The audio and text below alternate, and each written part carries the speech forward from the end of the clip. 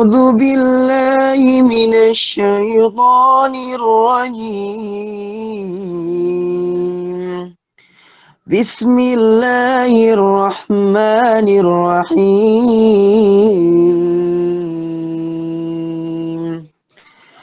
الحمد لله الذي أنزل على عبده الكتاب ولم يجعل له عوجا قيما لينذر بأسا شديدا من لدنه ويبشر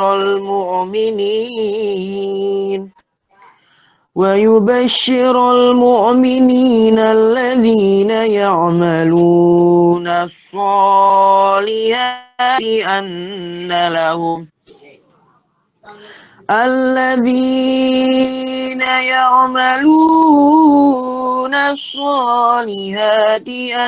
لهم أجرا حسنا ماكثين فيه أبدا وينذر الذين قالوا اتخذ الله ولدا ما لهم به من علم ولا لآبائهم كبرت كلمة تخرج من أفواههم إن يقولون إلا كذبا فلعلك باخع نفسك على آثارهم إن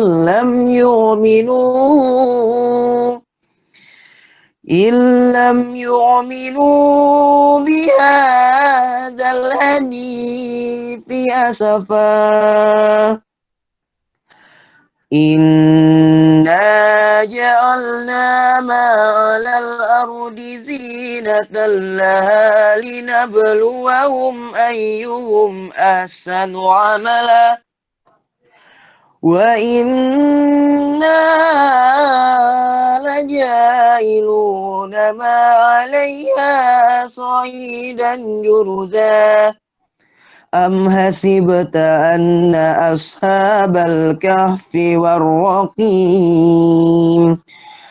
والرقيم كانوا من آياتنا عجبا إذ أوى الفتية إلى الكهف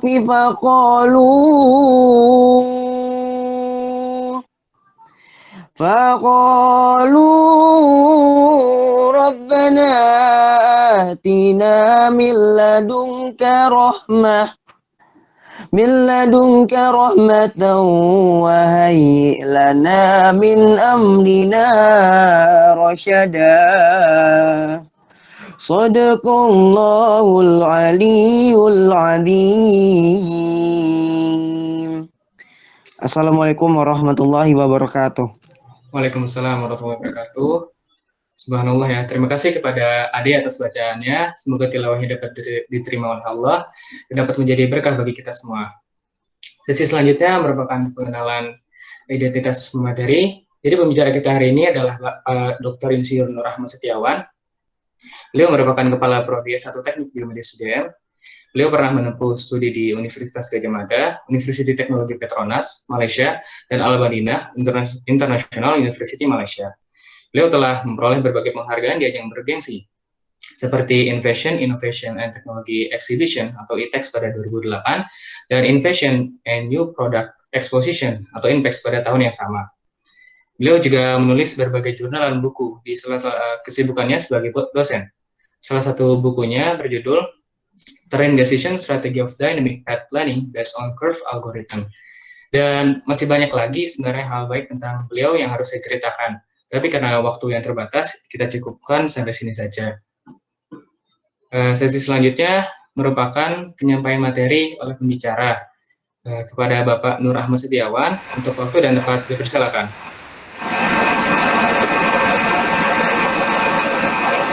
Ya. Assalamualaikum warahmatullahi wabarakatuh. Waalaikumsalam warahmatullahi wabarakatuh. Alhamdulillah. nahmaduhu wa nasta'inuhu wa nastaghfiruh wa na'udzu billahi min syururi anfusina wa min sayyiati a'malina may yahdihillahu fala mudilla lahu wa may yudlil fala hadiya lahu. Asyhadu an la ilaha illallah wahdahu la syarika lah wa asyhadu anna Muhammadan abduhu wa rasuluhu alladzi la nabiyya ba'dah. Wassalatu wassalamu ala Rasulillahi wa ala alihi wa ashabihi wa man tabi'ahum bi ihsanin ila yaumiddin, amma ba'du. Alhamdulillah, pertama kali kita ucapkan syukur kepada Allah Subhanahu wa taala dengan mengucapkan tahmid, dengan melaksanakan perintah dan menjauhi larangannya.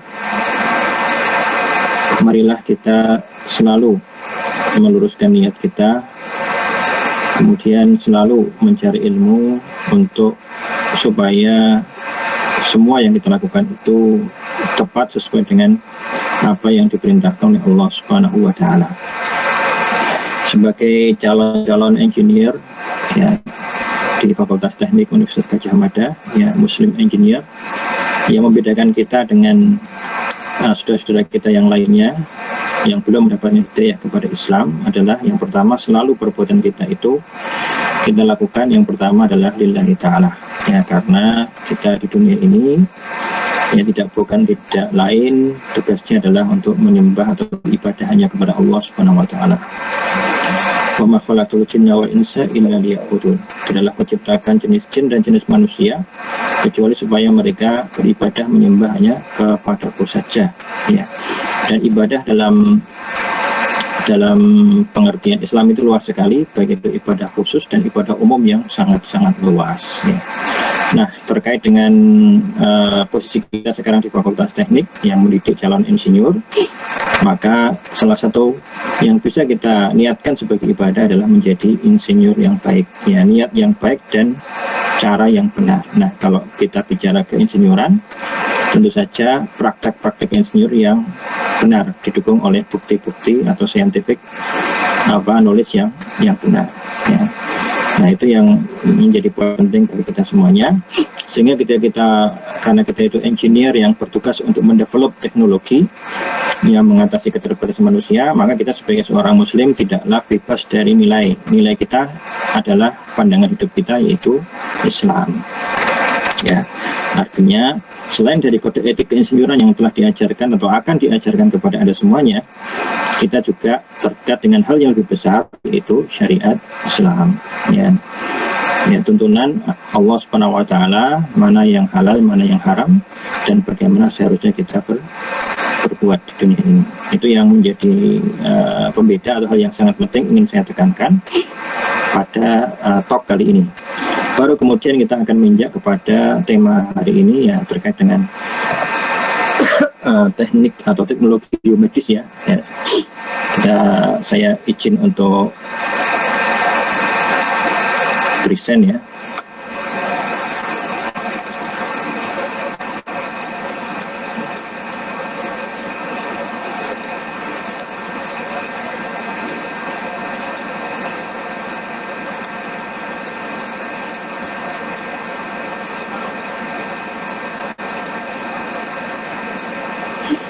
Sudah bisa dilihat, ya, moderator, coba menanggapi supaya saya bisa mengontrol.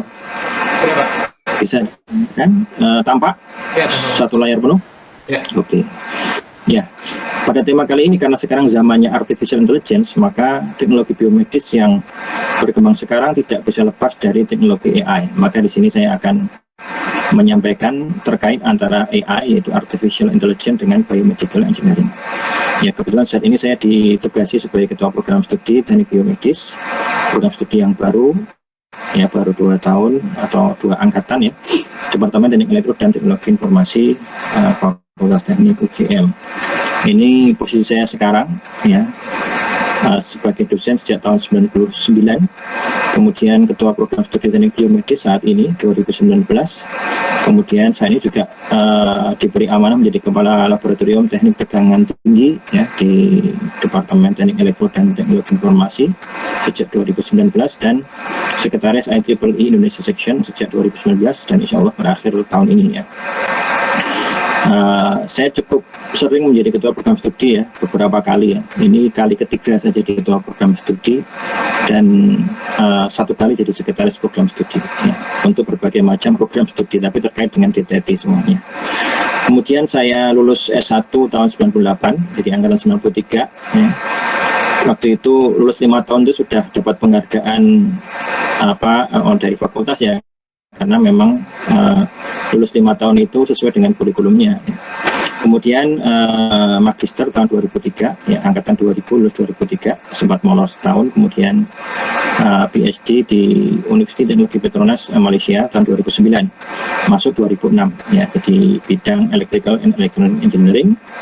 ST dan MT atau sarjana dan magister saya di bidang Power System atau Power Engineering ya, lebih tepatnya terkait dengan lab saya sekarang ya, di tegangan tinggi. Kemudian atau isolasi ya. Kemudian untuk PhD-nya saya di bidang biomedical engineering terkait dengan coronary heart disease atau penyakit jantung koroner.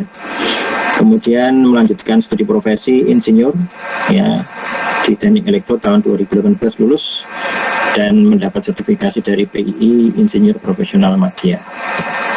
Oke, ini saya silakan nanti.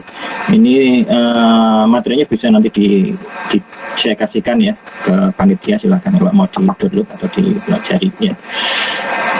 Nah, mengapa kita berbicara tentang AI dan biomedicine ya, karena sekarang ini semuanya sudah dirambah oleh AI ya, atau artificial intelligence. Salah satu yang luar biasa besar penetrasinya adalah di bidang teknologi kesehatan ya. Sehingga Anda lihat beberapa perusahaan IT yang besar seperti Google ya, IBM, ini semuanya sekarang juga terjun ke bisnis kesehatan ya. Google juga, kemudian IBM juga ya. Ini menunjukkan betapa ini menarik banyak pihak di situ. Nah, kemudian dari sisi implementasi atau research ya, dan juga implementasi, walaupun belum mature, belum established gitu ya, sudah banyak teknologi yang dikembangkan ya, yang memperkecil kesalahan dalam diagnosis ya, sehingga kesalahan-kesalahan tenaga medis ini semakin kecil, sehingga bisa menghemat sumber daya ya, bisa menghemat sumber daya ya, dan bisa memenuhi harapan dari para pasien. Nah, kalau kita bicara AI ini memang panjang ceritanya. Di tahun 40-an itu awal-awal lahirnya AI, kemudian sempat macet karena AI ini hanya bisa menyelesaikan permasalahan-permasalahan lucu-lucu seperti permasalahan permainan ya, permasalahan game ya, permasalahan catur dan seterusnya. Kemudian dinerokan ya, disempitkan pada bidang spesifik, sehingga muncul expert system ya, waktu itu terkait dengan bidang kimia ya, yang terkait waktu itu menganalisis tanah dari Mars ya. Kemudian yang cukup spektakuler waktu itu adalah munculnya mycin, yaitu untuk mendeteksi penyakit darah ya. Itulah expert system, jadi sistem pakar yang dikembangkan ya sekitar tahun 60-an atau 50-an ya. Kemudian muncul berbagai macam algoritma ya, diantaranya adalah untuk komputasi itu algoritmanya adalah algoritma evolusioner atau komputasi evolusioner. Kemudian ANN yang sebenarnya lahirnya sejak tahun 40-an itu mulai dikembangkan kembali karena sudah ditemukan komputer yang lebih kuat ya untuk learning, sehingga muncul artificial neural network ya, muncul backpropagation, kemudian self-organizing map ya, coherent self-organizing map ya, kemudian adaptive resonance theory ya, kemudian Hopfield network ya, associative memory dan seterusnya. Tetapi akhirnya mentok juga karena tidak bisa menambah jumlah layer yang sangat besar karena keterbatasan komputasi ya, sehingga sempat saturated gitu ya. Saya juga mengalami itu. Saya risetnya waktu S2 menggunakan ANN ya, akhirnya ya gitu-gitu aja. Kemudian dikembangkan juga teknologi fuzzy. Ini adalah lebih kepada bagaimana manusia berpikir ya, seperti kalau kita minum es atau kita order es itu es gitu aja atau minuman dingin, tidak perlu memberikan informasi tentang suhunya berapa derajat, tapi manusia sudah paham apa itu minuman dingin, apa itu minuman hangat. Nah, itu berusaha kemudian ditiru menggunakan teknologi fuzzy. Kemudian pada saat-saat sekarang berikutnya mulai berkembang namanya machine learning. Ini mereka para ilmuwan AI fokus kepada bagaimana membuat komputer itu belajar pada kasus spesifik dari data yang ada. Ya, sehingga muncul berbagai macam algoritma dan library, ya, seperti kalau di Python itu ada scikit-learn, ya, kemudian juga ada yang berbasis grafik seperti WK, RapidMiner, Orange, dan seterusnya. Namun waktu itu belum muncul teknologi parallel computing yang memadai. Nah, kemudian ketika muncul teknologi parallel computing yang memadai dengan processing unit, ya, slide-nya belum jalan. Ya, memang ini saya baru cerita, ya, memang belum saya jalankan, ya. Jadi ini saya berdasarkan ingatan saya gitu, ya. Jadi machine learning ya mulai banyak. Nah, kemudian ketika muncul sekarang itu GPU, ya, graphical processing, yang ada suka main game itu biasanya GPU-nya bagus-bagus, itu mempunyai parallel computing sampai ribuan prosesor gitu, ya. Maka disitulah kemudian artificial neural network lahir kembali menjadi deep learning. Ya, sekarang ada CNN, ya, kemudian bahkan generatif metode seperti GAN, ya, generatif adversarial method, ya, itu berkembang luar biasa. Nah, sekarang kita di titik itu, di titik deep learning. Oke. Nah, ini tadi sudah saya jelaskan, ya, ini bisa dibaca. Jadi kalau artificial intelligence lebih luas dibandingkan machine learning. Jadi di apapun yang terkait dengan bagaimana bisa meniru manusia menyelesaikan masalah, ya. Jadi cara menyelesaikan masalah itu manusia secara intelijen, maka bagaimana kita buat mesin seperti manusia menyelesaikan masalah. Nah, di dalamnya ada banyak, ya, termasuk computer vision, ya, natural language processing, yang pemrosesan bahasa, termasuk di dalamnya yang kita bahas tadi yaitu machine learning. Nah, di dalam machine learning itu ada neural network yang kemudian deep learning. Jadi kalau machine learning itu secara umum bagaimana membuat komputer itu belajar, kalau deep learning itu sama dengan machine learning tapi menggunakan teknologi belajar lebih dalam dengan dukungan komputasi computing power, ya, yaitu komputer yang sudah bisa mempunyai ribuan core sehingga bisa diproses secara paralel, sehingga dengan kita menambah layer pada neural network pun tidak menjadi masalah. Nah, sekarang kita eranya di deep learning, ya, walaupun machine learning masih dipakai di beberapa tempat ketika data itu masih terbatas. Jadi deep learning itu satu, dia perlu data yang banyak, dua, dia perlu computing power yang besar. Nah, saat ini sudah ada. Jadi data yang banyak itu mudah kita dapatkan dengan teknologi big data. Kemudian computing power yang bagus kita dapatkan dengan apa?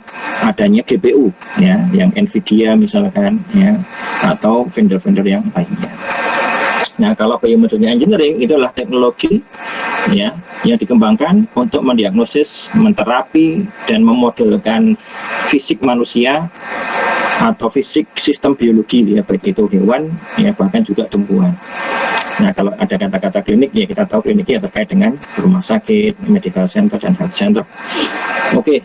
Nah, AI ini tidak digunakan untuk menggantikan manusia, tetapi lebih banyak kepada mensupport manusia supaya memberikan hasil yang lebih baik. Ya, jadi pada masa datang, ya, AI akan mempunyai aplikasi yang banyak dalam dunia klinis, ya, baik itu terapi, diagnosis, bahkan juga memanage atau manajemen. Ya, seperti dalam terapi, ya, digunakan untuk terapi pengobatan, ya, sehingga bisa memprediksi outcome dari hasil pengobatan, ya. Kemudian juga untuk diagnosis, ya, dan seterusnya.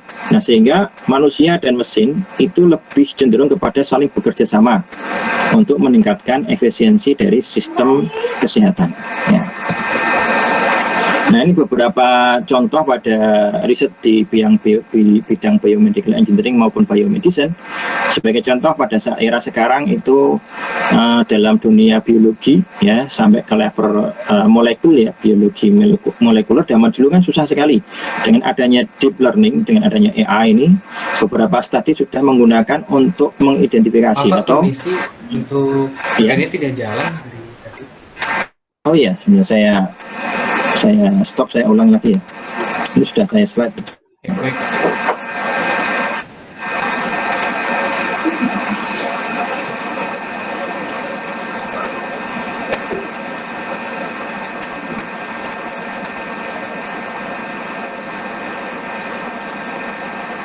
saya ulangi lagi slide-nya ya.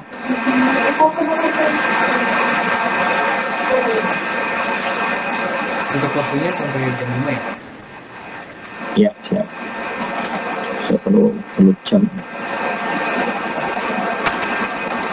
Atau saya diingatkan nanti ya, kalau kurang berapa menit, saya nggak bawa bilang 2 jam. Ya, baik Pak.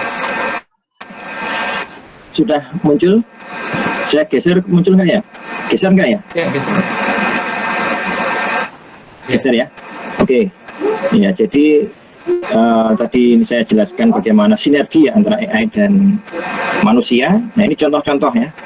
Seperti dalam bidang biologi molekuler atau sel dan juga biomarker, ini interaksi molekul itu sudah bisa diungkap menggunakan AI.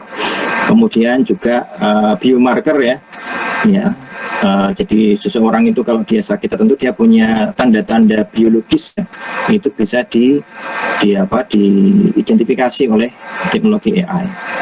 Kemudian juga dalam seluler imunoterapi ya, bisa memprediksi populasi dari sel imun ya terhadap berbagai macam inhibitor yang bisa memprediksi bagaimana pasien akan merespon ya. Jadi ini sudah bisa dihitung ya. Kemudian juga untuk regenerative medicine ya, sehingga AI bisa diintegrasikan untuk terapi stem cell ya, kemudian juga untuk tissue engineering maupun untuk regenerative medicine. Jadi levelnya sudah seperti itu, tapi yang ini tidak dipelajari di teknik biomedis kita di Fakultas Teknik ya. Jadi kita fokusnya karena dia di bawah elektro, fokus kepada selain hal tersebut. Kemudian kalau dalam ilmu patologi ya, sekarang ya sudah banyak algoritma-algoritma yang dikembangkan untuk mendiagnosis secara lebih akurat dibandingkan ahli patologis ya, misalkan dari gambar atau imaging ya, misalkan untuk breast cancer ya, dengan gambar dari radiologis ya, bisa dideteksi secara otomatis ya dengan menggunakan algoritma artificial intelligence ya. Nah, ini beberapa riset yang pernah saya lakukan juga terkait dengan breast cancer detection ini menggunakan image ya, itu mamografi ya. Mamografi ya, di situ bisa diketahui bahwasanya ada sel cancer yang itu bahaya atau tidak. Kemudian dalam ophthalmologi ya, ini juga ya ilmu mata ya. Di sini juga bagaimana berbagai macam algoritma dia bisa mendiagnosis berbagai macam penyakit mata. Sebagai contoh yang dikerjakan di DTT itu untuk diabetik retinopati, glaukoma, itu menggunakan kamera Van Das ya. Jadi mata kita difoto dengan foto biasa begitu. Kemudian dari gambarnya itu bisa diketahui dia mempunyai retinopati atau tidak ya. Kemudian dia glaukoma atau tidak misalnya, atau mungkin penyakit-penyakit yang lainnya.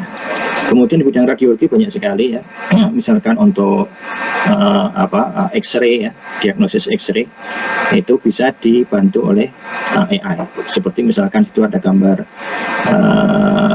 X-ray ya, tulang itu kelainan tulang atau fracture atau apa, itu bisa dengan cepat dideteksi oleh AI menggunakan teknologi image processing ya, kemudian algoritmanya artificial intelligence. Apalagi sekarang kalau image itu menggunakan CNN itu cepat sekali.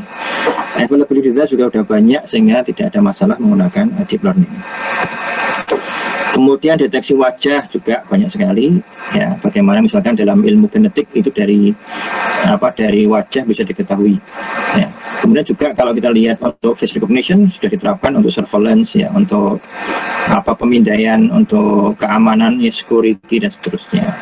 Kemudian dermatologi ya, skin cancer. Dulu di lab saya ketika saya di Petronas itu ada member di grup riset saya yang mengerjakan tentang vitiligo ya, yaitu penyakitnya Michael Jackson itu yang putih-putih itu.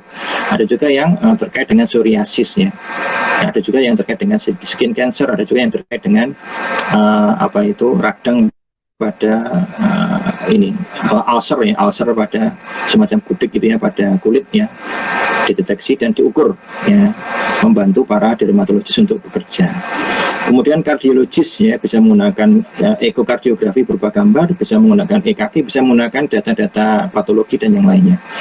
Ya, kalau dulu saya mengerjakan terkait dengan kardiologi ini adalah penyakit jantung koroner dengan data-data EKG maupun data-data imaging ditambah dengan data-data histori. Ya, untuk mendeteksi severity atau kemungkinan dia terkena koroner artery disease atau tidak. Dan juga penyakit-penyakit yang lain ya, ini cukup banyak terkait dengan pencernaan misalkan, ya bisa mendeteksi dengan neural network, deep neural network adanya benjolan pada usus misalkan. Bahkan sekarang sudah masuk kepada mental health ya, bagaimana AI ini sekarang masuk kepada penyakit-penyakit mental, yaitu psikiatri ya, bagaimana bisa memprediksi behavior yang tiba-tiba berubah, ya tiba-tiba ingin bunuh diri misalkan, tiba-tiba stres, tiba-tiba depresi, dan beberapa bahkan juga skizofrenia, dan juga penyakit-penyakit terkait dengan brain ya, seperti penyakit epilepsi, penyakit dementia, penyakit pikun gitu ya, dan penyakit-penyakit yang lainnya itu sudah banyak dikembangkan. Dan juga yang lainnya ya, bahkan dalam sistem informasi seperti prediksi bahwasanya apakah pasien ini dia akan kembali ke rumah sakit dalam waktu yang singkat, itu bisa diprediksi dari pola-pola sebelumnya. Jadi di sana kan ada pasien yang keluar masuk rumah sakit, ada pasien yang hanya sekali di rumah sakit. Nah, itu bisa diprediksi dari tanda-tanda atau fitur-fitur atau variabel-variabel yang tercatat semuanya. Nah, ini memungkinkan kenapa? Karena ada teknologi big data, ya, teknologi komputer yang mencatat semua data yang diperlukan untuk pengambilan keputusan, yang itu pada zaman dulu mungkin tidak mudah didapatkan.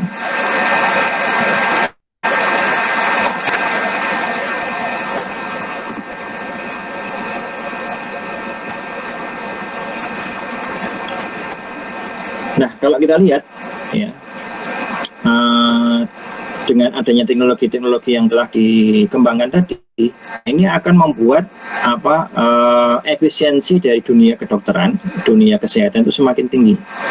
Ya, karena dengan kita bisa memprediksi outcome yang lebih baik, yang lebih tepat, maka tindakan itu akan menjadi lebih efisien dan lebih hemat tentu saja, ya, tanpa memerlukan riset yang tidak perlu, ya, karena kalau kita menduga-duga maka kita harus mengumpulkan atau menyiapkan riset yang mungkin sangat besar, ya. Tapi kalau kita bisa tahu ya, jadi kita bisa menyiapkan riset yang diperlukan untuk treatment itu dengan lebih pasti. Ya, ini bedanya. Sehingga dengan teknologi AI akan semakin hemat. Tentunya kalau semakin hemat maka teknologi kesehatan itu akan semakin terjangkau.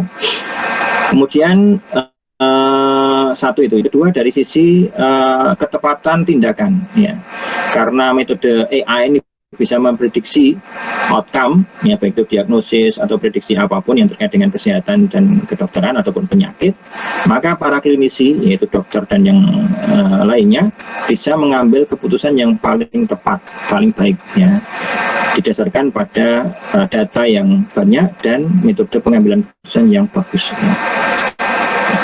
Kemudian data yang komprehensif pada saat ini, baik itu data fisiologi, data sosial, bahkan untuk data sosial pun sekarang tercatat, ya, penghasilan atau ekonominya seperti apa, perilakunya seperti apa, baik itu juga data genetika, data biologisnya seperti apa, ya, dan seterusnya semuanya tercatat sehingga bisa bermanfaat untuk kepentingan perawatan treatment. Ya, karena health system tidak sekedar menyembuhkan, ya, health system itu komprehensif, ya. Jadi dia melihat pasien itu dari sisi biaya, dari sisi kekuatan ekonomi, dari sisi yang lainnya, bahkan dari sisi kebahagiaan misalkan, ya. Jadi orang itu bisa stres lebih parah ketika dia mendapatkan tagihan biaya yang sangat besar karena tidak didukung sistem kesehatan yang mencukupi. Padahal sistem kesehatan mestinya tanggung jawab negara. Jadi orang yang miskin pun berhak untuk mendapatkan kesehatan karena dia tinggal di negara kita, ya, dengan sistem assurance, ya, sistem jaminan dan seterusnya. Kalau data itu semakin tepat dan keputusan semakin benar, semakin akurat, maka biaya-biaya yang tidak perlu itu bisa dihindarkan, ya, sehingga bisa membuat sistem, ya, healthcare system namanya, sistem kesehatan itu menjadi lebih efisien, gitu.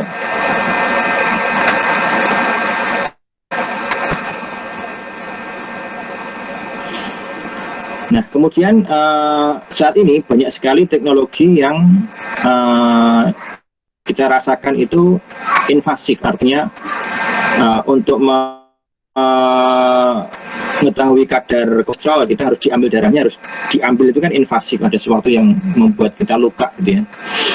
Kemudian ingin mengetahui bahkan kadang-kadang harus di biopsi ya, diambil sebagai sampel gitu ya. Ada yang harus dibedah ringan ya sampai kepada bedah yang berat, seperti kalau misalkan gold standar untuk coronary artery disease atau penyakit jantung koroner itu kateter ya, dimasukkan benda dari kaki atau dari lengan masuk sampai ke pembuluh darah, sampai ke pembuluh darah koroner, kemudian di situ menyuntikkan cairan yang mengontraskan gambar X-ray sehingga ketahuan ada sumbatan di sebelah mana dari pembuluh darah koroner. Ini kan satu berisiko karena memasukkan barang itu sampai ke pembuluh darah, sampai ke dekat jantung gitu ya. Kemudian tentu saja sakit ya. Nah, sehingga AI ini diharapkan mengurangi hal-hal yang bersifat invasif. Jadi kalau bisa non-invasif ya. Seperti saya berikan contoh dulu, atau mungkin sekarang masih gold standar untuk mengetahui mengontraskan pembuluh darah pada mata yang sangat lembut itu, disuntikkan cairan tertentu, kemudian difoto dengan teknologi tertentu sehingga kontras gitu ya. Nah, kemudian baru nampak situ pembuluh darah yang ada pada mata kita. Nah, itu jelas invasif dan menggunakan teknologi imaging yang khusus. Nah, sekarang dikembangkan dengan foto biasa, yang namanya menggunakan kamera Van Das. Tidak ada suatu pun yang dilukai karena tidak dimasukkan apapun, tetapi menggunakan algoritma image processing, ya di situ bisa dimasukkan AI untuk mengenhance, mengkontraskan itu pembuluh darah sehingga menjadi nampak, ya tanpa ada sesuatu yang dimasukkan ke badan kita. Itu namanya solusi non-invasif. Ini dikembangkan dengan Dr. Hanung Adinkuho itu yang mengembangkan teknologi seperti itu bersama dengan oftalmologis dari FKKMK ya, Dr. Bayu. Kemudian kondisi medikal yang kompleks seperti depresi, mental health itu bisa dimonitor dengan lebih baik menggunakan AI. Ya, karena datanya lebih komprehensif dan secara real time itu bisa dimonitor ya, menit ke menit, detik ke detik dengan menggunakan mesin. Kalau manusia kan ya pakai istirahat ya, bayangkan seorang dokter harus monitor banyak pasien ya, nggak mungkin dia terus menerus. Tapi kalau mesin dia bisa memonitor terus menerus ya, apalagi dengan teknologi IoT sekarang ya, dengan wireless sensor network, orang itu bisa ditempeli sensor tanpa dia merasa keberatan gitu ya, dan bisa di transmit secara wireless ke server komputer dikirim ke server ya. Kemudian server itu akan memberikan keputusan-keputusan, memberikan informasi kepada dokter. Nah, dan seterusnya ya, sampai kepada data genetika, data sel, data imun, data aktivitas fisik, semuanya bisa diketahui. Ya, dengan teknologi sensor yang sangat kecil, teknologi wireless, teknologi internet dan cloud computing, dan teknologi AI dijadikan satu itu, sehingga ya dimanapun kita bisa dimonitor selama itu connecting, artinya terhubung dengan internet ya. Memang menjadi masalah ketika di daerah rural ya, daerah yang tidak ada internet ya. Tapi itu juga salah satu challenge ya, bagaimana membuat supaya orang-orang yang tidak terkoneksi internet tetap bisa terlayani fasilitas kesehatan. Nah, kemudian terkait dengan big data ya, sekarang zamannya big data, salah satu data yang luar biasa besar itu data-data kesehatan. Ya, Anda bisa bayangkan ya, kalau Anda itu bermedia sosial itu baru dari jempol saja ya. Dari jempol saja udah sebanyak itu ya. Bagaimana kalau semua aspek kita itu dimonitor? Ya, baik dari suhu badan ya, kemudian tekanan darah ya, kadar gula darah, kadar kolesterol ya, dan yang lain-lainnya dimonitor, berapa banyak data yang bisa diambil. Nah, ini bisa digunakan untuk treatment ya. Kemudian juga data itu sekarang sudah tersimpan semuanya di cloud ya, sehingga bisa sewaktu-waktu digunakan. Nah, ini beberapa perkawinan antara AI dengan big data untuk apa? Untuk meningkatkan teknologi kesehatan. Tetapi ya, saat ini AI masih punya kelemahan. Salah satunya adalah AI ini tidak akan atau tidak bisa mengganti dokter ya, tapi bisa membantu dokter. Kenapa? Karena AI tidak punya empati, tidak punya emosi, dan tidak punya rasa tanggung jawab ya.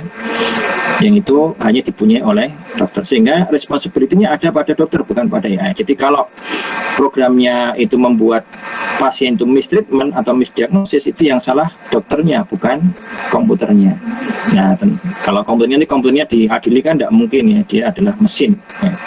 Tapi di sini adalah si penggunanya. Maka ketika menggunakan AI tetap ada empati, emotion, and responsibility. Ini yang tidak dipunyai mesin. Jadi kalau kita nggak punya empati, nggak punya emosi, nggak punya tanggung jawab, ya kita bisa digantikan oleh AI. Kemudian teknologi ini perlu regulasi ya, karena banyak sekali sekarang riset ya, masih tahap-tahap penelitian. Ini kalau tidak ada regulasi, ini bisa semuanya mengaku-ngaku bisa menciptakan teknologi kesehatan berbasis AI ya.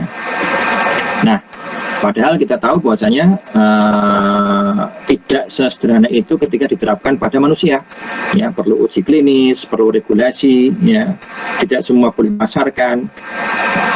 Tujuannya apa? Untuk memastikan bahwa teknologi AI yang digunakan oleh masyarakat itu betul-betul proven. Tidak hanya sekedar publish di paper, ya, tidak hanya sekedar publish di paper jurnal Q1, tidak, ya, tetapi betul-betul harus diuji secara panjang. Sebagaimana kita tahu kemarin pengujian vaksin ya, itu pun lama waktunya, ya, lama sekali. Kemarin baru tahap 3 pun nggak tahu itu hasilnya seperti apa. Dan itu semuanya harus dipublish dan dikritisi. Kemudian aspek spiritual dan sosial ya, well-being ya, kenyamanan sosial dan spiritual dari pasien juga harus diperhatikan ya. Nah, kenyamanan ini tidak akan bisa didapatkan oleh mesin saja ya. Misalkan Anda bayangkan semua ditempeli sensor, apa nyaman itu kan, apa dia nyaman gitu ya, karena semuanya termonitor. Atau mungkin wearable harus dipasangi gelang-gelang macam-macam, ditempeli sensor, itu kan tidak nyaman. Nah, bagaimana ini ya, kita bisa mengatasi ini. Kemudian yang sampai sekarang unsolved dan masih dalam tahap riset adalah transparency of computational algorithm, artinya keterbukaan algoritma atau keterbukaan pengetahuan yang ada dalam AI system. Nah, sayangnya deep learning dan lain-lainnya itu tidak punya itu atau belum punya itu. Sehingga sekarang fokus para peneliti bidang AI ini bagaimana memunculkan deep learning yang itu black box, kita nggak ngerti cara berpikirnya, itu bisa menjadi understandable, bisa dipahami oleh manusia, sehingga kita dokter menggunakan itu, dia tidak tutup mata, tapi dia tahu bagaimana dia mengambil keputusan. Nah, ini yang membuat para klinisi itu refuse atau menolak menggunakan AI. Salah satunya adalah saya nggak tahu bagaimana cara kerjanya, bagaimana ini bisa mengambil keputusan. Kan tidak mungkin ya kita ada orang datang, oh kamu Anda diprediksi akan mati 2 hari lagi, loh kok bisa dok? Ya katanya AI-nya seperti ini, kan tidak bisa. Ya harus menjelaskan why. Tapi kalau dokter yang mendiagnosis sebenarnya, oh ini kadar darah Anda begini, kemudian fungsi jantung Anda tinggal sekian persen, kemudian ginjal Anda tinggal sekian persen, maka sangat kecil kemungkinan Anda akan bisa bertahan dalam waktu 2 hari misalkan. Ya itu understandable. Tapi kalau AI tiba-tiba langsung prediksi dia akan mati dalam 2 hari tanpa ada penjelasan, itu tidak akan bisa diterima oleh para klinisi. Sehingga salah satu syarat AI ini diterapkan di dunia kesehatan adalah transparansi ya. Artinya algoritmanya atau model yang dimunculkan adalah understandable ya, bisa dipahami oleh klinisi maupun pasien ya. Beberapa terkait dengan AI terkait dengan hukum juga begitu kan, nggak mungkin misalkan dengan face recognition, oh ini adalah penjahat, kemudian kok bisa dia penjahat, ya nggak tahu, AI-nya bilang kamu penjahat, kamu harus dihukum, kan nggak bisa begitu, harus ada reasoningnya. Mengapa saya dianggap penjahat oleh AI? AI-nya harus bisa menjelaskan. Tanpa itu tidak bisa kita tegakkan hukum hanya dengan menggunakan algoritma AI. Dan kita lihat publikasi di bidang AI ini masih dalam tahap preprint ataupun jurnal pun masih dalam tahap penelitian dikembangkan di lab, ya, belum betul-betul real clinic setting, betul-betul uji klinis berkali-kali dan secara random gitu, kemudian hasilnya itu konsisten, itu belum sampai sana kebanyakan, ya, sehingga masih panjang. Nah, ini kontribusi Anda semuanya, ya, terutama yang terkait dengan kesehatan, ya, itu yang bisa tertarik itu jelas biomedical engineering, kemudian elektro juga masuk ke sana, IT juga bisa masuk ke sana, industri juga bisa masuk ke sana, saya kira, ya. Mesin juga jelas masuk ke sana untuk prostetik, untuk terapi, untuk treatment, itu alat-alat mekanikal itu perlu sekali, tinggal digabung dengan AI menjadi lebih bermanfaat seperti teknologi robotik dan seterusnya. Nah, kita lihat di sini karena teknologi AI ini baru, ya, kita juga tahu tidak semua tenaga kesehatan itu familiar, sehingga perlu waktu untuk melakukan edukasi. Sehingga mungkin teknologi AI untuk kesehatan itu harus masuk ke kurikulum kedokteran, keperawatan, dan yang sejenis, ya, termasuk kebidanan, ya, karena ini pengetahuan yang wajib diketahui, ya. Sebagaimana dulu sebelum ada radiologi tidak ada ilmu radiologi yang dipelajari oleh dokter, tapi ketika ada radiologi pelajari. Ketika ada medical imaging mereka belajar medical imaging. Ketika ada signal processing mereka belajar signal. Ya. Nah, ketika ada teknologi AI maka mereka pun mestinya juga belajar hal tersebut. Ya. Nah, itu kira-kira yang bisa saya sampaikan. Nah, beberapa hal yang bisa saya simpulkan, ya, perkembangan teknologi sekarang ini sudah muncul berdasarkan pada data, ya, dikendalikan oleh data, ya, healthcare yang ada pun sudah dikendalikan oleh data, tidak hanya sekedar tebak-menebak. Kemudian kualitas diagnosis, treatment, dan manajemen ini menjadi lebih baik. Ya. Kemudian kita lihat, nah, karena adanya AI ini dan teknologi yang luar biasa saat ini, ilmu biomedis dan pengobatan berubah, ya. Cara treatment, bahkan cara menemukan obat pun berubah, ya. Lebih sekarang banyak di komputasi itu obat-obat herbal segala macam itu di talking itu menggunakan AI, menggunakan IT base, menggunakan computer science untuk mendesain obat, ya. Kemudian, ya, terima kasih kepada AI, ya, karena dengan ini kita bisa lebih menggunakan AI untuk kepentingan kita, bukan dibalik, ya, kita dijajah oleh AI, tapi kita menggunakan teknologi untuk kemanfaatan manusia, ya, untuk kemanusiaan, ya. Kalau kita sebagai seorang muslim saja kita gunakan AI ini untuk meningkatkan penghambaan kita kepada Allah Subhanahu wa taala. Salah satu dari penghambaan yang terbaik adalah khairun nasi anfa'uhum linnas. Sebaik-baik manusia adalah yang paling bermanfaat bagi manusia yang lainnya, bukan malah menyusahkan atau membuli atau menzalimi manusia yang lainnya. Ya, semoga bermanfaat. Jadi silakan jangan lupa dalam kita kuliah, dalam kita belajar, niatkan selalu ibadah kepada Allah Subhanahu wa taala dan dalam rangka kita bertindak secara benar berdasarkan ilmu, bukan berdasarkan hawa nafsu. Nah, ini saya ambil dari Journal of Integrative Biology, ini ada artikel yang bagus, ya, mayoritas saya ambil dari situ. Nah, silakan nanti bisa dicari papernya itu juga, atau presentasi saya bisa disebarkan, ya. Terima kasih, itu yang bisa saya sampaikan. Saya kembalikan kepada moderator.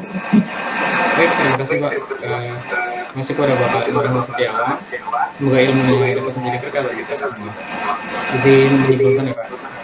Teknik biomedis merupakan untuk mendiagnosis fisik sistem biologis seperti manusia, hewan, dan tumbuhan. Lalu AI itu fungsi untuk mensupport manusia. Lalu ada AI dengan sel biologi yang marker, lalu ada sel immunoterapi, lalu ada regeneratif medicine and cell engineering. Lalu ada ilmu-ilmu yang membantu teknik biomedis, yaitu ada patologi, ophthalmologi, radiologi, dan dermatologi. Lalu ada AI dan big data, itu tentang penggunaan penyimpanan data. Lalu ada berbagai kelemahan AI yang tidak bisa mengganti dokter, tapi dapat membantu dokter. Nah, sehingga responsibilitasnya ada pada dokter. Lalu AI punya regulasi agar tidak terjadi penyalahgunaan. Lalu AI juga tidak dapat memberi kenyamanan sosial dan spiritual, dan diperlukan juga transparansi dari komputer algoritmanya. Nah, sesi selanjutnya merupakan sesi tanya jawab. Masih ada waktu sampai jam 17:10. Untuk yang ingin bertanya tinggal saya silakan untuk bertanya.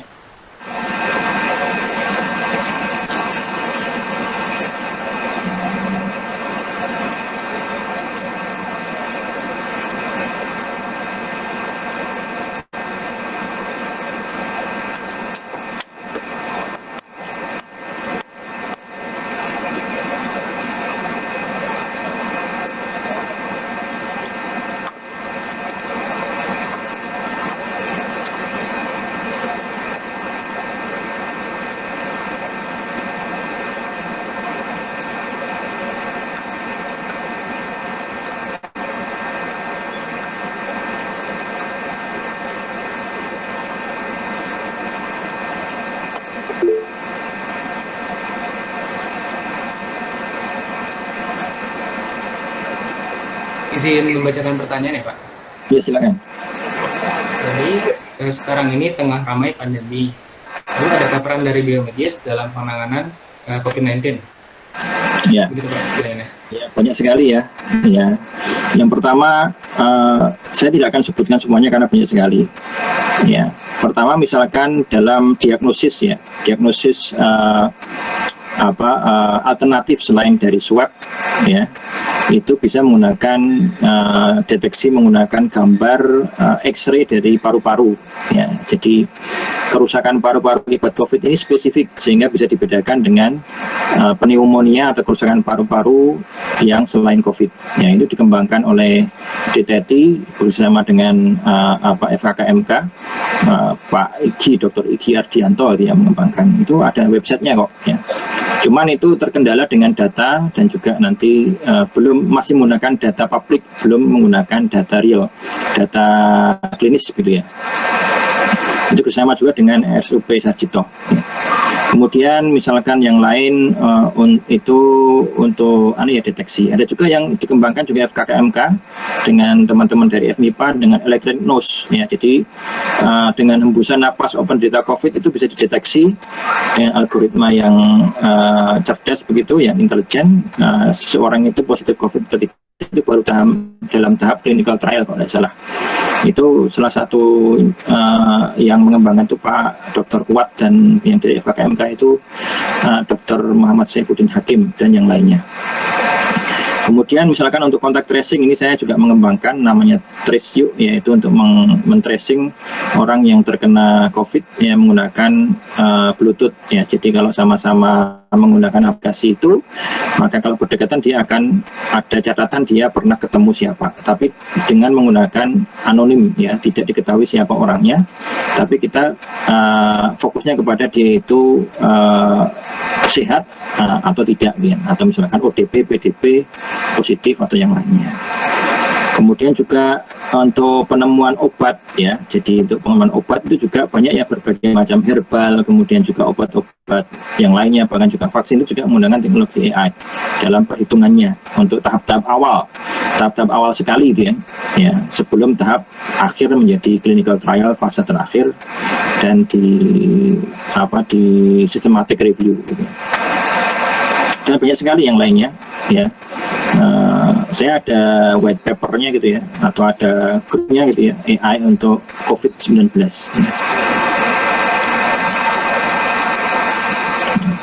Ya, Anda bisa berpikir juga menjadi agen-agen menyelesaikan masalah. Kira-kira peluang apa yang bisa dibuat dengan ilmu engineering ya untuk membantu. Ya, seperti kalau yang di mesin itu ventilator ya. Ya, ventilator itu juga dikembangkan oleh teman-teman dari DTMI dan juga dari Elektro ya. Itu juga ada dari teman-teman di vokasi juga mengembangkan itu.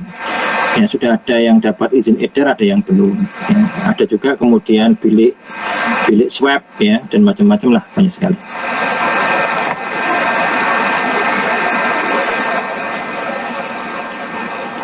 Baik, terima kasih Pak atas jawabannya. Untuk pertanyaan selanjutnya kepada Randu Fajar, silakan. Ya, sebelumnya terima kasih kepada Pak Orangkat yang sudah menyampaikan berkaitan dengan bagaimana peran teknik biomedis saat ini. Mungkin saya izin bertanya Pak berkaitan dengan AI yang artificial intelligence. Salah satunya adalah big data. Sebelumnya saya pernah mendapat seminar ya.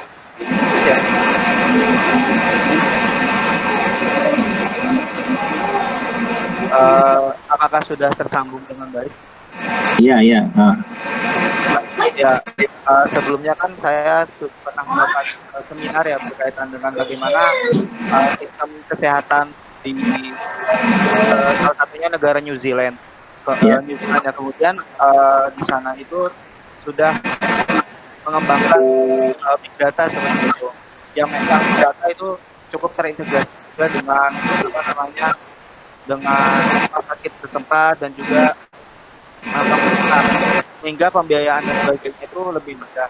Yang ingin saya tanyakan adalah apa kiranya apa aja sih kendala-kendala yang memang apa namanya masih kita hadapi sehingga kita belum bisa menerapkan big data dalam kesehatan ya di Indonesia seperti itu. Terima kasih, Pak. Iya. Jadi terkait dengan ini ya Mas, saya jawab langsung ya. Terkait dengan big data ya, penerapan big data di Indonesia. Ya, dalam teknologi apapun ya, tidak hanya big data. Jadi penetrasi atau penyerapan teknologi IT di Indonesia itu memang masih rendah. Ya, dari sisi sumber daya manusia juga belum siap ya. Kemudian ada juga dari faktor-faktor politis ya, yang saya tidak tahu seperti apa, sehingga ada yang refuse untuk menggunakan teknologi. Nah, jadi di sini teknologinya kita dengan mudah bisa menguasai ya Mas Ranto. Itu bisa dipelajari dengan mudah kok. Ya. Tetapi ketika diterapkan itu perlu regulasi ya. Regulasi itu bukan wewenang kita, tapi wewenang dari pemerintah. Ya. Jadi ada cara sendiri untuk membuat teknologi itu diserap oleh masyarakat. Nah, itu bukan wewenang kita tidak punya kemampuan di situ. Ya, itu wewenang dari pengambil keputusan, ya, pengambil keputusan dan yang mempunyai kekuasaan. Ya, seperti itu ya. Sebagai contoh misalkan transparansi data itu bagi sebagian orang itu mengganggu karena dia punya kekayaan di mana-mana jadi ketahuan misalkan, sehingga dia berusaha sekuat tenaga untuk menghalangi itu misalkan. Itu bisa terjadi ya dalam penerapan ya. Kemudian misalkan kenapa sih kita bisa nanam, kita itu pertanian luar biasa ya, namanya negara agraris, tapi kita lihat pertanian kita kan tidak maju. Ya, apakah karena pakar-pakar kita itu tidak pandai di UGM, fakultas pertanian tidak maju-maju?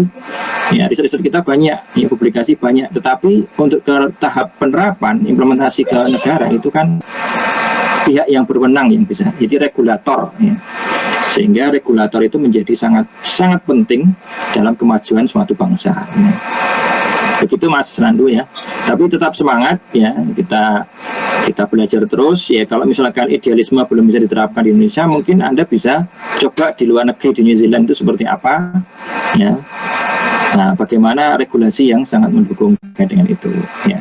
Seperti sebagai contoh, kalau Anda lihat itu Estonia itu negara kecil ya, mungkin se-Jogja gitu ya besarnya, tapi dia itu sudah menerapkan e-government semuanya, hanya tinggal dua atau tiga layanan yang harus ketemu ya, yaitu pernikahan ya, kemudian real estate transaction, yang ketiga saya lupa apa gitu ya. Yang lainnya buat SIM, KTP, paspor, buat dokumen-dokumen izin segala macam, semuanya adalah contactless ya, tidak ketemu orang, semuanya menggunakan IT ya, full e-government. Itu di Estonia, itu sebagai negara percontohan penerapan e-government yang sukses, walaupun negara kecil ya. Kalau kita mungkin bisa melihat per provinsi gitu ya. Itu ya Mas, ya, tetap semangat kita belajar. Masalah regulator itu ya bukan wewenang kita ya. Kalau kita jadi regulator baru kita bisa melakukan perubahan ya. Terima kasih. Baik, terima kasih Pak atas jawabannya. Saya izin mengajarkan pertanyaan setelahnya ya. Ya. Apakah AI berpotensi sampai level reasoning dan rekomendasi treatment selain menampilkan hasil diagnosis? Misalnya, untuk diagnosis cancer, AI selain memperlihatkan hasil diagnosis, orang tersebut mengalami cancer atau tidak, juga bisa menyebutkan alasannya kenapa, faktor-faktor yang berkontribusi cancer tersebut seperti mungkin kurang istirahat dan lain-lain, dan rekomendasi treatmentnya. Ya, ya Mas Bobi Rian Dewangga ya. Jadi ongoing ya risetnya ya. Jadi kalau Anda mau ikut berpartisipasi, Anda bisa ikut riset di situ ya. Jadi interpretable machine learning atau interpretable deep learning.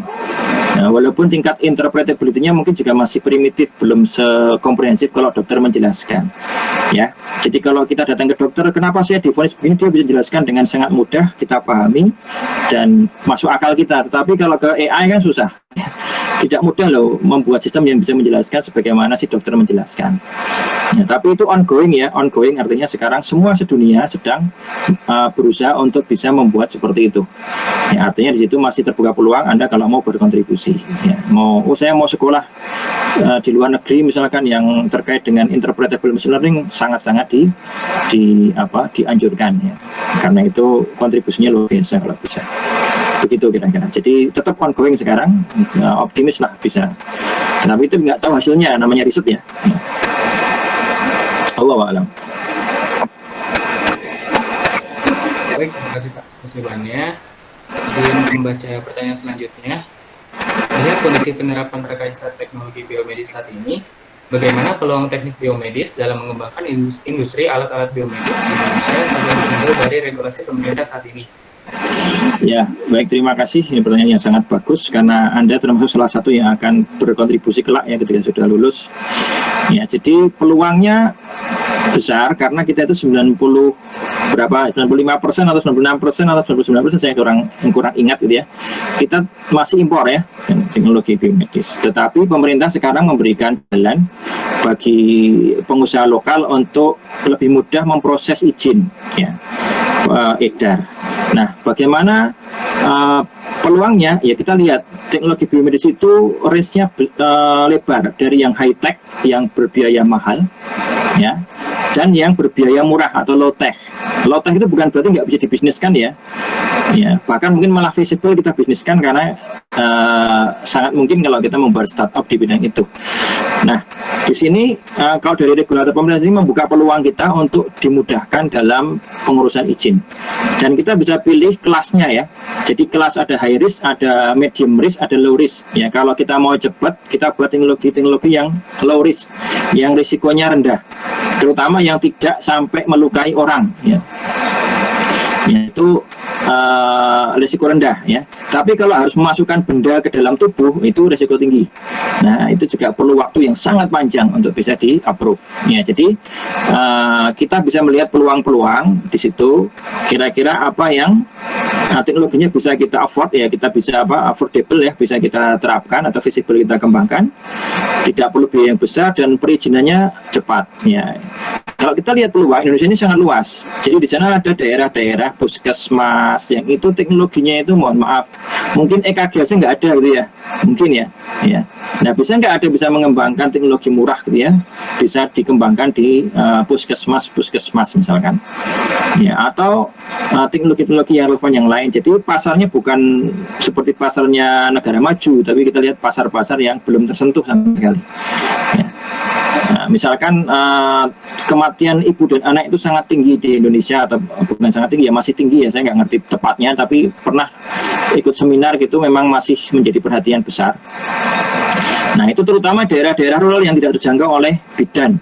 Kenapa? Bidannya itu untuk datang ke desa itu harus jalan kaki misalkan 5 km, tidak bisa pakai sepeda, jalan kaki misalkan. Nah, bisa nggak buat teknologi yang bisa memonitor kesehatan ibu-ibu di daerah terpencil itu dengan teknologi biomedis yang terjangkau. Nah, itu contoh yang sederhana ya. Itu ada startup ya, itu TeleCTG itu kan ya, itu salah satu. Jadi dia cuma segenggam tangan gitu ya, bisa dibawa oleh bidan untuk datang ke daerah-daerah terpencil, kemudian disimpan datanya, kemudian ketika di kota itu bisa disambungkan ke internet, masuk ke cloud, oleh cloudnya dibaca oleh dokter spesialis kandungan gitu untuk mengambil keputusan. Nah, itu contohnya. Silakan Anda explore sendiri peluang-peluang tersebut ya. Allahu a'lam. Oke, terima kasih atas jawabannya. Pak, ada yang masih mau bertanya? Sudah sisa waktu 9 menit.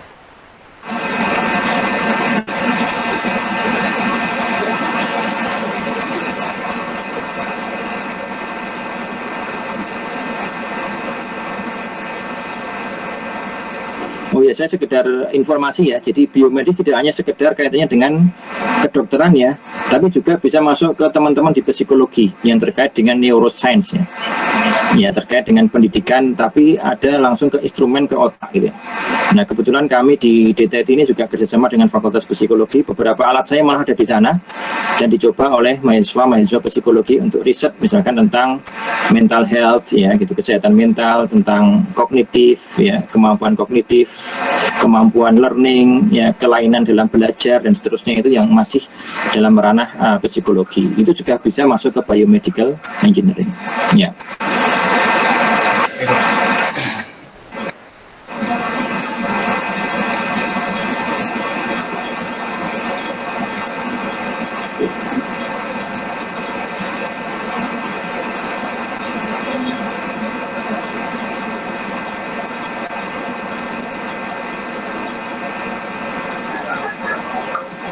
Sepertinya udah nggak ada pertanyaan Mas, ini udah jam 5.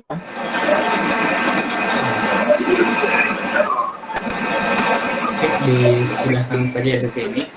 Terima kasih kepada teman-teman yang sudah bertanya, terutama kepada Bapak Nurul Setiawan selaku pembicara. Sebelum menutup acara ini, saya mengingatkan kepada teman-teman untuk mengisi lembar evaluasi. Itu ada pertanyaan. Ada pengumuman juga bahwa KMT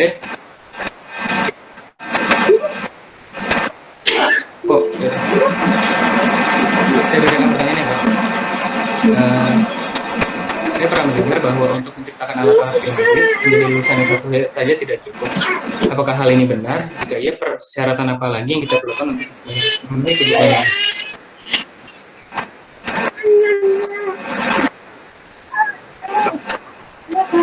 Ya, saya jawab langsung saja. Jadi tergantung alat yang dibuat ya. Ya, tergantung alat yang dibuat ya. Jadi sebenarnya cukup S1, tapi di sini ada alat-alat yang advance yang itu perlu riset. Kalau riset itu sudah levelnya minimal PhD, tapi kalau hanya implementasi dari metode yang ada itu S1 sudah cukup ya. Kalau perlu sekolah lagi paling profesi engineer ya. Baik, terima kasih Mas ya. Saya kembalikan, saya kira sudah cukup waktunya.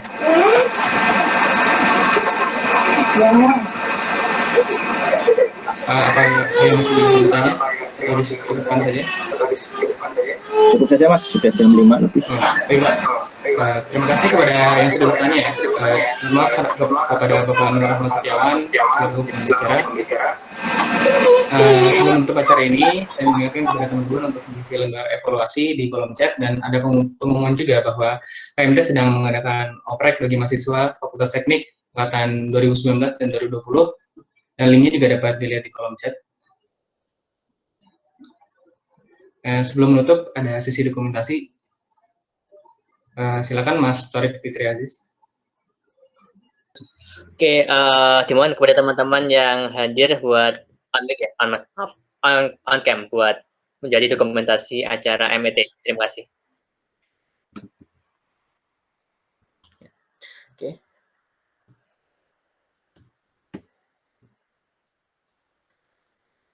Oke, silakan teman-teman untuk on cam. Terima kasih kepada teman-teman. Silakan untuk menutup kamera kembali. Terima kasih kepada Mas Torik ya atas dokumentasinya. Mari kita tutup acara Mas, ini. semuanya, terima kasih. Assalamualaikum warahmatullahi wabarakatuh. Waalaikumsalam. Baik, mari kita tutup acara ini dengan membaca hamdalah dan kafaratul majelis. Alhamdulillahirabbil alamin, subhanakallahumma wa bihamdika, asyhadu an la ilaha illa anta, astaghfiruka wa atubu ilaik. Saya mewakili teman-teman KMT mengucapkan terima kasih sebanyak-banyaknya untuk partisipasinya dalam acara ini. Semoga kedepannya kita masih dapat bertemu di acara KMT selanjutnya. Baik, wabillahi taufiq wal hidayah. Wassalamualaikum warahmatullahi wabarakatuh.